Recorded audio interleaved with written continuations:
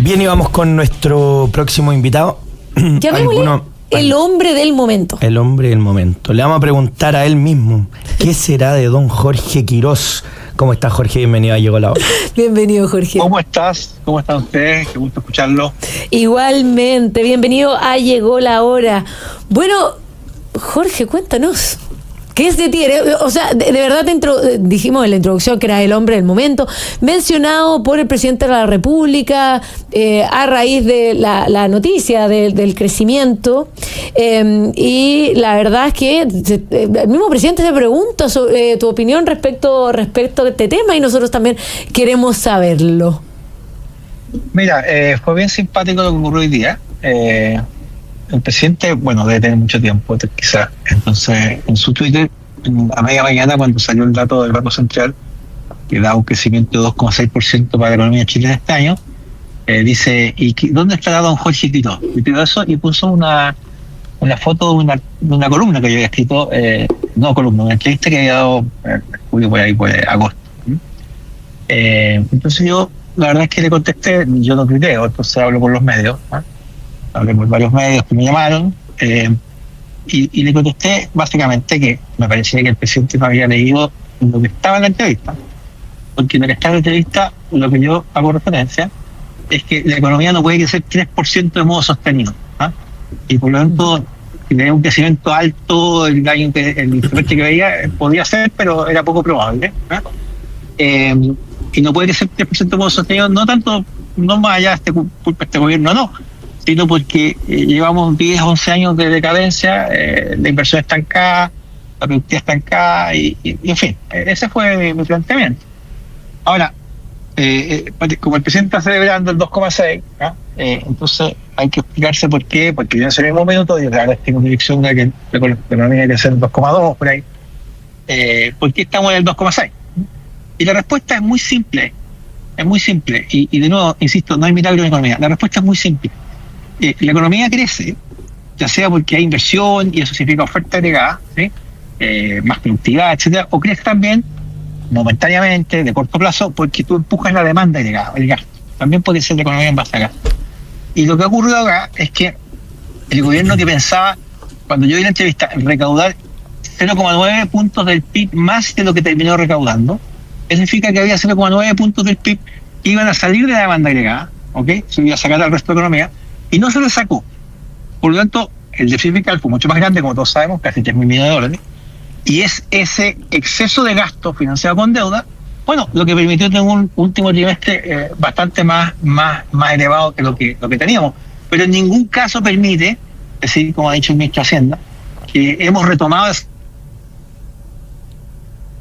creciendo a costa de endeudarte 3.000 millones de dólares más de lo que tú mismo pensabas que tienes que endeudar a comienzo de cada año. O sea, eso no es retomar la sentencia. Ahí, Jorge, una interrupción, ¿sí? Perdón, que se cortó un poco la conversación. Sí. Entonces, ¿sí? A propósito de lo que dijiste del ministro de Hacienda. Sí, puede repetir esa idea. No, es que también el ministro de Hacienda dijo, hemos retomado la senda del crecimiento. ¿Sí? Tú retomas la senda del crecimiento cuando no necesitas endeudarte en 3.000 millones de dólares más de lo que habías pensado endeudarte para crecer. Eso no es retomar la senda del crecimiento, ¿no?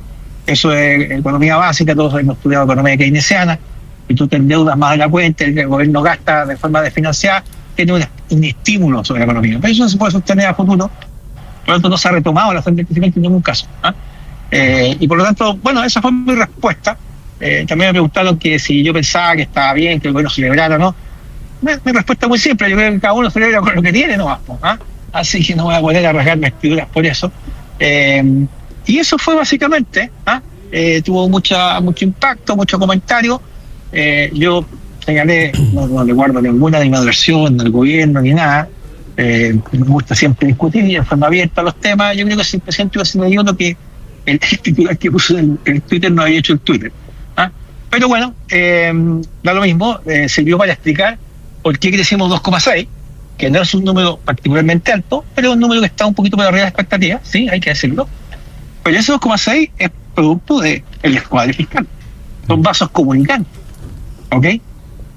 Nunca yo pensé que en julio, y nadie pensó que las proyecciones de la elección del presupuesto iban a errar por casi un punto del PIB. porque hace 10.000 millones de dólares, eso no lo pensó nadie. Y bueno, y por eso que no hay milagro en la economía. O sea, claro, sí necesitas un poco más, sí, pero te gastaste 10.000 millones de dólares más que se endeudó para que se paguen en el futuro. Eso es lo que pasó.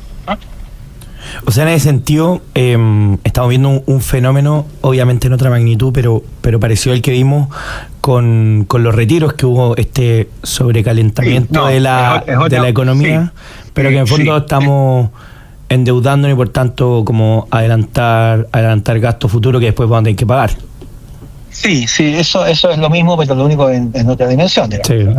Completamente distinto. El precio 12%, los retiros, el IFE, etcétera, es la política más expansiva que hemos tenido en muchos años o décadas.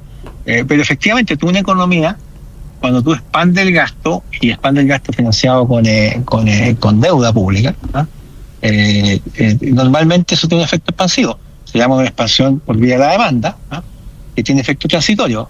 Cuando si el ministro este año hace el ajuste fiscal que prometió hacer, porque reconoció que el descuadre era fenomenal, bueno, si lo hace, ahí va a tener que quitarle un punto de crecimiento de la banda llegada fácil.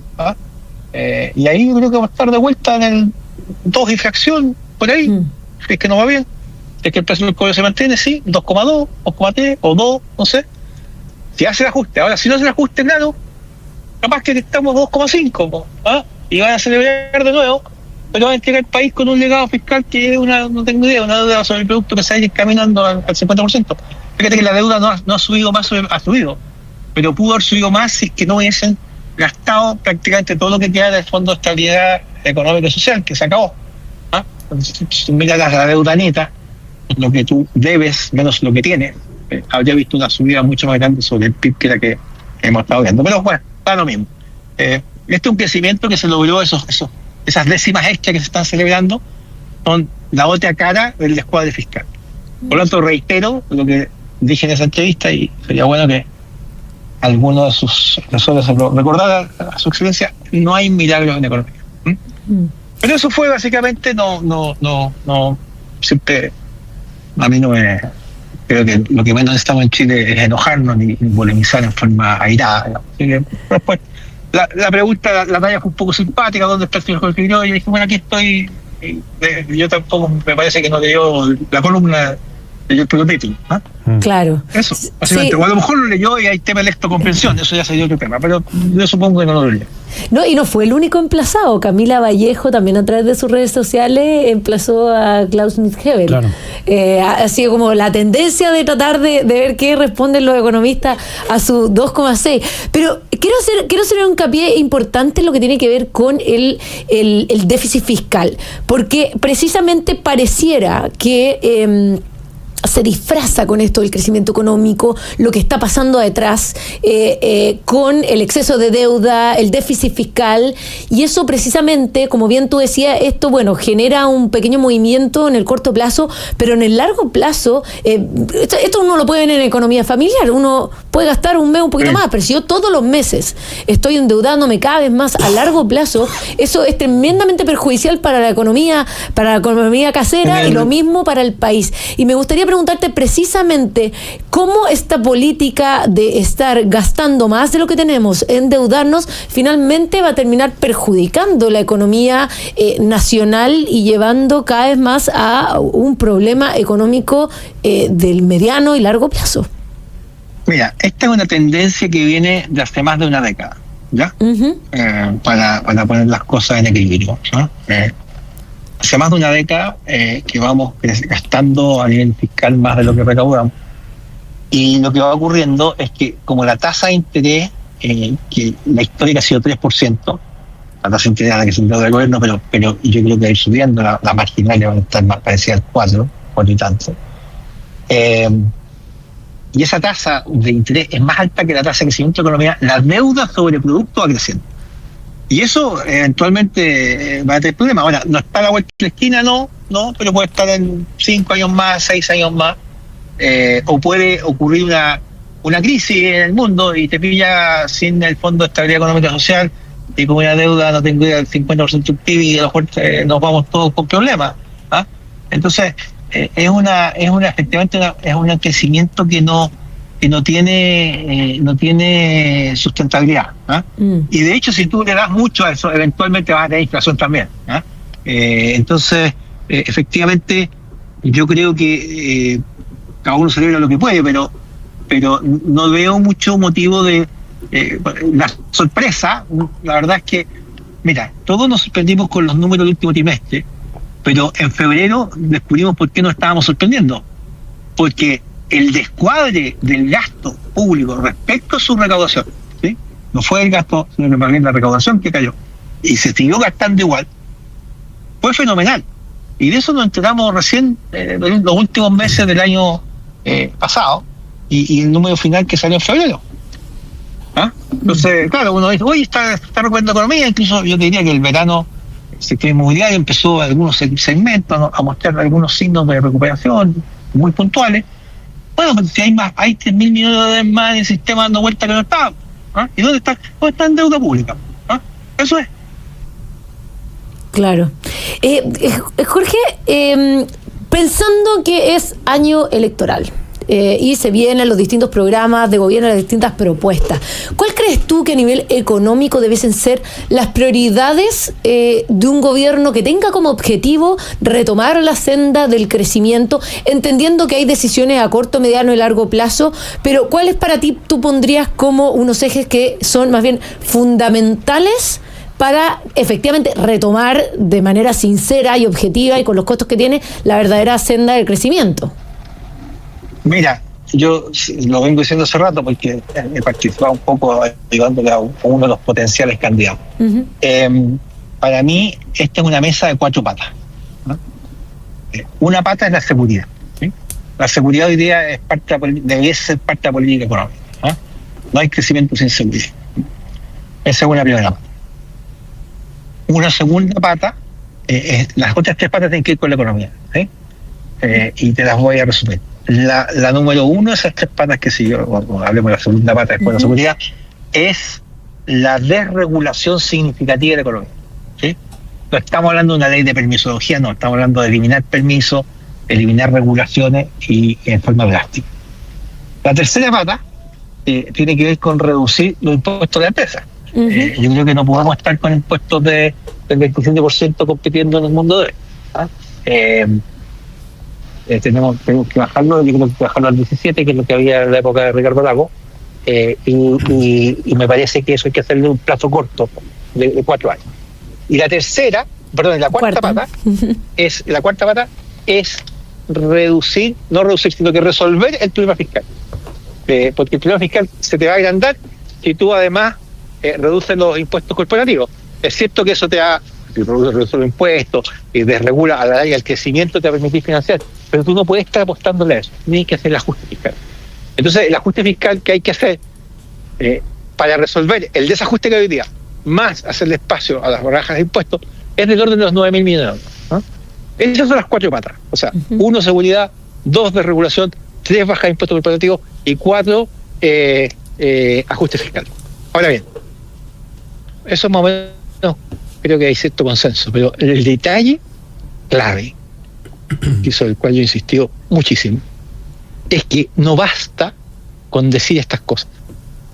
Hay que hacer un trabajo de detalle, una ley de emergencia económica que se pueda mandar al Congreso el día que sale el nuevo presidente o presidenta. Artículo por artículo tienen que estar escritos. No puedes llegar al gobierno con la idea general y recién ahí ponerte a redactar la ley. Claro. Porque los gobiernos tienen no más de 3 meses de popularidad una vez que son elegidos. No duran más de 3 meses. Y es en esos 3 meses que tú tienes que hacer las leyes de emergencia económica que el país necesita. Y para eso tienes que llegar con las leyes hechas, escritas. Todas estas ideas valen nada si tú no llegas con la pega hecha. ¿Ah? Y ese tema es el que yo estaba enfatizando a quien me quisiera escuchar. Bueno, tremenda conversación con el hombre del momento, Jorge Quiroz, economista de Quiroz y Asociados. Jorge, muchas gracias por haber estado con nosotros en Llegó la Hora. Gracias a ti, Mara, y también a José Francisco. Sí. A José, eso. ¿Ya? Gracias a ambos. Muchas gracias. Que estén muy bien. Buenas tardes. Igualmente. Adiós. Nosotros nos vamos a una última pausa y ya volvemos con más. Llegó la hora en Radio Agrícola.